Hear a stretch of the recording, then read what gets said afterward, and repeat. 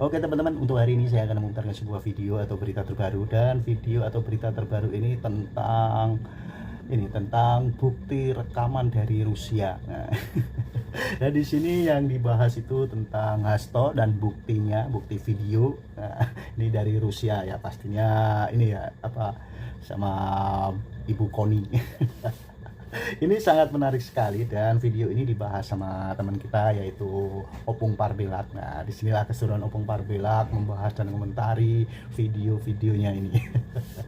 Oke teman-teman, supaya teman-teman tidak penasaran dengan videonya, mari kita lihat dan kita tonton videonya. Oke, kita langsung aja gas.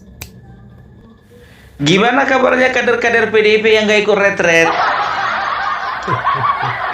Duh, kehilangan momen.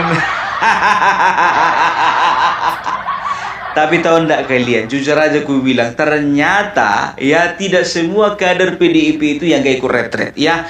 Ada beberapa di antara mereka yang ikut retret. Di antaranya Wali Kota Bandar Lampung dan juga Bupati Brebes.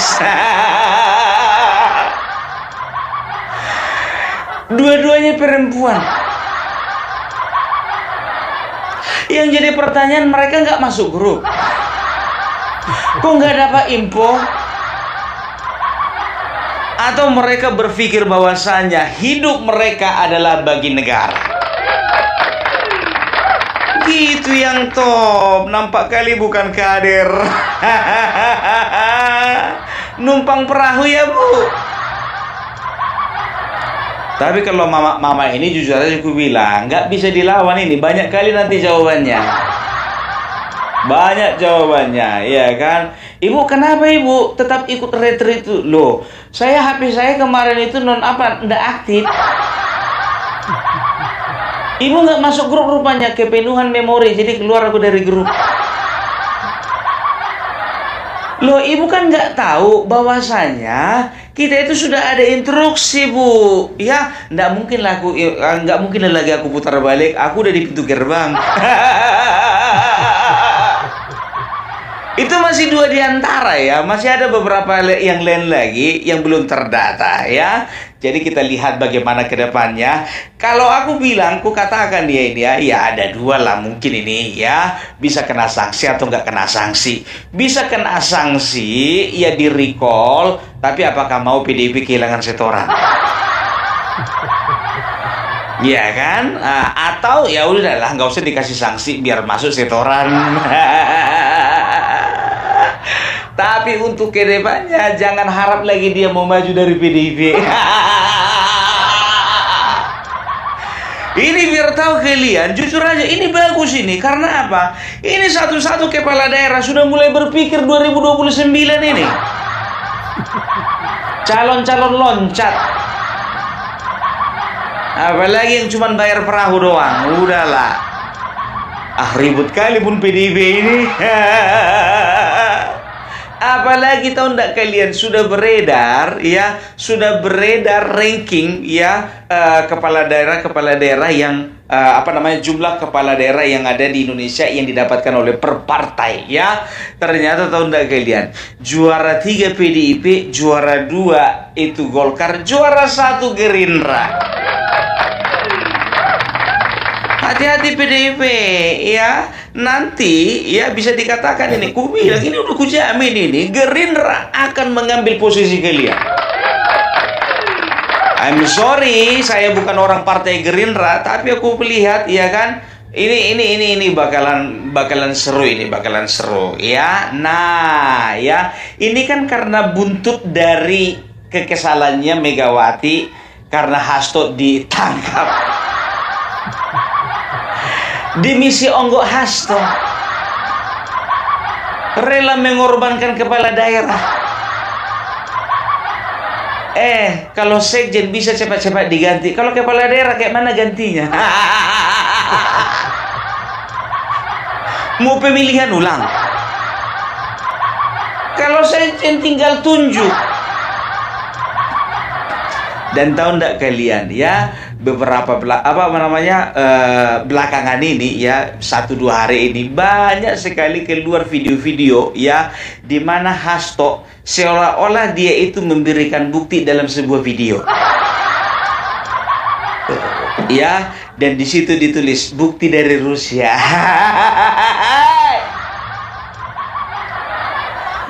Serius, makanya aku bilang, ya kan, ini udah kusimpan ini satu-satu. Aku pun penasaran kali kayak mana rupanya bukti dari Rusia ini, ya kan. Kita lihat dulu, ini kerjanya Basir nih, tahu aku kerjanya Basir. Entah dari kapan-kapan video ini yang nongol. Iya, ayo kita bahas ya, kita setel dulu. Terima kasih seluruh masyarakat Indonesia yang saya cintai dan banggakan. Cerita ini diawali pada tanggal 7 Mei 2024 ketika saya menghadiri pidato pemilu dan jalan kebudayaan yang disampaikan oleh Prof. Sulistyowati di UI. Di situ saya bertemu dengan Bapak Novel Baswedan, Pak Rocky Gerung, dan tokoh-tokoh civil society lainnya. Ketika saya bertemu dengan Mas Novel Baswedan, beliau menanyakan ke saya perlu konfirmasi apakah betul PDI Perjuangan yang memelopori perubahan Undang-Undang KPK yang mengkerdilkan KPK di dalam upaya pemberantasan korupsi. Saya katakan dengan tegas kepada Mas Novel Baswedan saat itu, inilah kalau ada hal-hal yang buruk oleh Presiden Jokowi selalu dilimpahkan kepada PDI Perjuangan dan juga Ibu Megawati Soekarnoputri. Tetapi ketika ada hal-hal yang positif selalu diambil oleh Presiden Jokowi tanpa menyisakan benefit bagi kepentingan PDI Perjuangan. Mengapa saya katakan seperti itu? Revisi Undang-Undang KPK termasuk kabar buruk yang disampaikan bahwa itu adalah ulah PDI Perjuangan. Sebagai Sekretaris Jenderal DPD Perjuangan, saya sampaikan kepada Mas Novel bahwa saya adalah sekjen yang sangat getol menjabarkan perintah Ibu Megawati Soekarnoputri bagaimana PDI Perjuangan memerangi korupsi.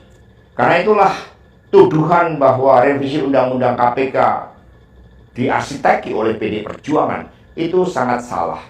Saya ingat ketika saya bertemu dengan Presiden Jokowi di Istana Merdeka menjelang Mas Gibran dan Mas Bobi mau mencalonkan sebagai wali kota Solo dan wali kota Medan. Saya mengatakan kepada Pak Presiden Jokowi sekaligus untuk menguji keseriusan beliau di dalam mencalonkan anak dan menantunya. Pak Presiden, apakah betul Bapak mau mencalonkan Mas Gibran dan Mas Bobi sebagai wali kota? Loh, kenapa Pak Sekjen? Karena ketika Mas Gibran dan Mas Bobi sebagai wali kota, maka otomatis dia menjadi pejabat negara. Dan ini akan sangat rawan terhadap berbagai bentuk gratifikasi suap dan berbagai tindakan korupsi lainnya. Presiden Jokowi sempat termenung saat itu. Dan kemudian dari situlah saya merasakan bahwa pertanyaan saya ini sangat mengusik perhatian dari beliau. Karena saya tegaskan bahwa ketika Mas Gibran dan Mas Bobi menjadi wali kota, maka dengan mudah akan terkena operasi tangkap tangan dari KPK dan juga aparat penegak hukum yang lain. Maksud saya bertanya kepada Presiden Jokowi adalah untuk mengingatkan bahwa beliau sudah presiden. Buat apa kemudian anak-anaknya harus menjadi wali kota, dan itu mengandung suatu risiko-risiko politik mengingat presiden juga berhadapan dengan begitu banyak pihak-pihak yang selalu mencoba berhadapan dengan Bapak Presiden. Tetapi beberapa saat kemudian saya menerima salah seorang menteri. Dan beliau mengatakan kepada saya bahwa sudah mendapatkan arahan dari Presiden Jokowi untuk melakukan revisi Undang-Undang KPK. Saat itu dijelaskan berbagai pasal-pasal penting, misalnya bahwa pimpinan KPK tidak otomatis bertindak sebagai penyidik. Kemudian ada beberapa pasal-pasal yang tidak memungkinkan bagi penyidik independen untuk bergabung ke KPK. Berbagai revisi-revisi itu, karena ini adalah perintah dari Presiden, maka ya saya sarankan untuk bertemu dengan seluruh jajaran fraksi di DPR RI dan coba menggalang atas perintah dari Presiden. Nah, saat itu Pak Menteri yang menjadi kepercayaan dari Pak Jokowi menyampaikan bahwa kira-kira akan diperlukan dana sebesar 3 juta US dollar untuk menggolkan revisi Undang-Undang KPK. Dan mengapa berjalan mulus? Karena Presiden Jokowi punya kepentingan untuk melindungi Mas Gibran dan Mas Bobi. Maka sejarah mencatat bahwa revisi Undang-Undang KPK ini dilaksanakan sebelum pelaksanaan pilkada serentak di mana Mas Gibran dan Mas Bobi berproses menjadi wali kota. Maka ketika terpilih menjadi wali kota, amanlah dari berbagai persoalan hukum karena KPK sudah dilemahkan. Jadi dari keterangan saya, yang saya pertanggungjawabkan secara hukum, secara politik, yang saya pertanggungjawabkan di atas Tuhan yang Maha Kuasa tentang kebenaran pernyataan saya ini, meskipun tanpa bukti, rakyat Indonesia bisa mengetahui bahwa pelemahan KPK dilakukan oleh Presiden Jokowi, kemudian dampaknya ditujukan kepada PDI Perjuangan. Ini jawaban buat Mas Novel Baswedan. Terima kasih. Tegakkan kebenaran. Satyam. Eva Jayate. Merdeka. Apa katanya? Ini pernyataan saya walaupun tanpa bukti. Lagi mengarang bebas, bos. Iya. Mengarang bebas kau. Kok cuma satu videonya? Hah? Mana bukti-bukti video yang lain? Mana potongan-potongan suara? Mana rekaman-rekaman suara? Mana potongan-potongan video? Ya, kalau memang itunya katanya, ya lihat itu, ya bukti file Rusia mulai dibuka. Dari mana jalannya? Jadi ada dua kemungkinan. Ini adalah video lama, ya video lama yang sudah mereka yang sudah mereka rilis sebelumnya, atau mungkin saja ini video baru, ya. Jadi kemarin waktu mangkir dia, ya dibilang ada bukti, ada foto, ada video, ya mungkin nilai videonya. Gimana sih? Apa dibilangnya tadi? Bahwasanya Presiden Joko Widodo, ya, ketika tanggal 5 tanggal berapa itu dikatakannya tadi itu, lupa aku, 5 Mei 2024, saya bertanya kepada beliau, ya, apakah serius ya untuk Bapak Joko Widodo untuk melanggengkan, ya, untuk melanggengkan Bobi Nasution menantunya dan juga anaknya menjadi wali kota. Satu wali kota Solo, satu wali kota Medan. Nah, beliau berpendapat, katanya Novel Baswedan mengatakan kepadanya bahwasanya yang melemahkan Undang-Undang KPK itu adalah PDIP. Nah, di sini disangkal Hasto, katanya Hasto ada menteri, ya, sesuai dengan arahan presiden, ya, perlu uang sekitar 3 juta US dollar untuk menggolkan Undang-Undang KPK. Gue bilang sama kau Hasto, kalau masalah menggolkan Undang-Undang KPK, kalau memang Bapak Jokowi jahat, nggak perlu keluar uang banyak sebanyak itu, nggak perlu.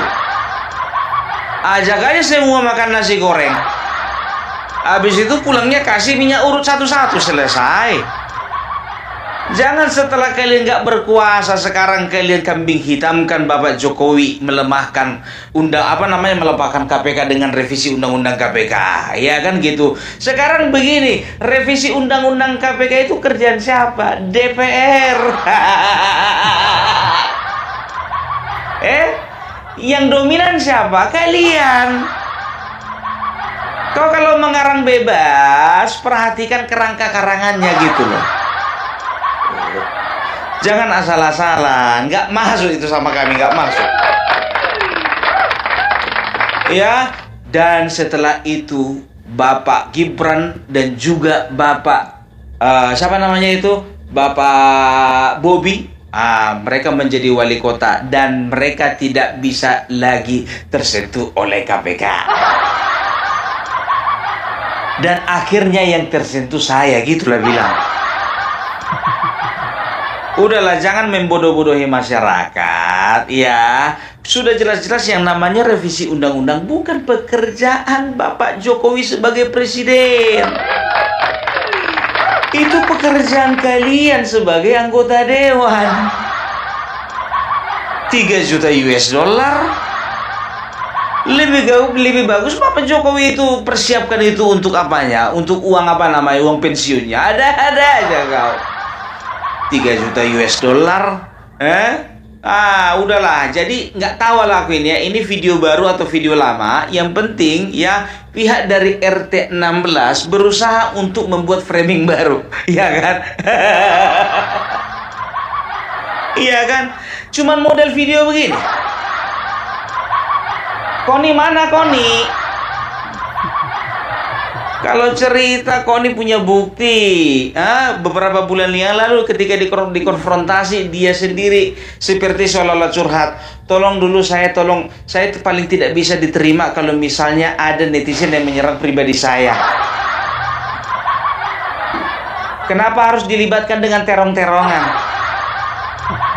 Masih ingat kan kalian kemarin kan video klarifikasi dari dia? Saya tidak mengatakan ada bukti, saya tidak mengatakan ada video, yang saya katakan ada dokumen.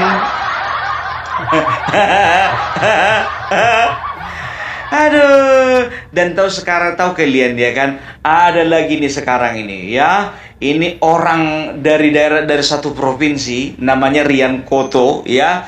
Jadi kawan ini nggak tahu entah apa dasarnya benci sama pemerintah. Nggak tahu entah karena nggak cair uang BPJS-nya di hari tua, nggak tahu kita kan. Oke, terima kasih teman-teman yang sudah menonton videonya, dan video ini masih bersambung teman-teman. Dan itu tadi pembahasan tentang Hasto Kristianto, tentang buktinya file dari Rusia, dan nanti sambungan videonya yaitu tentang Koni pastinya ini. Nah. Oke teman-teman, cukup sekian dulu videonya dan kita sambung lagi nanti. Nah, dan apabila teman-teman ada pendapat atau ada saran, silahkan komen di kolom komentar. Sampai jumpa di video selanjutnya. Selamat beraktivitas, sampai jumpa.